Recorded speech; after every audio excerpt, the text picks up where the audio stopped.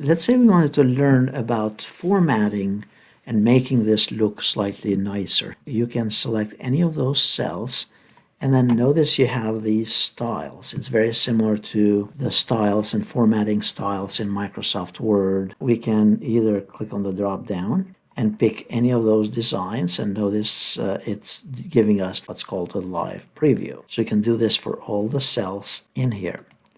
The other thing that you can do is you can simply select here the whole table, and you can choose format as a table, and then you can pick one of those designs and click OK here, and now notice applied that specific design in there instead of us doing it manually. And I just undid it for now. The other thing to keep in mind is conditional formatting.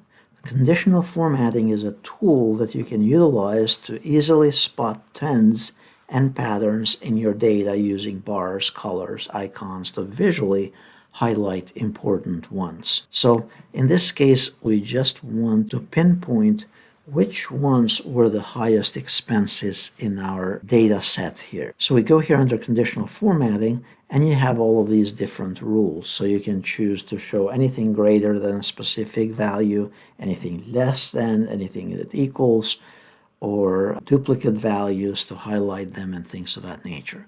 Also the top 10 and the bottom 10%. So if you wanted to identify the top 10 items, top 10 sales and such, all you have to do is you just pick any of those. You can do data bars, so basically it'll give you a little chart similar to that. Or you can do color coded, and you can create your own rule as well and your own criterias. So for now, I'm just simply going to use the color coding, and this basically puts a little chart within each cell to give us the definition of the items with a higher value in them. So if we change this to 5,000, notice everything else will be readjusted. Now we can do it for the total conditional formatting, and let's say we want color-coded for a range of cells.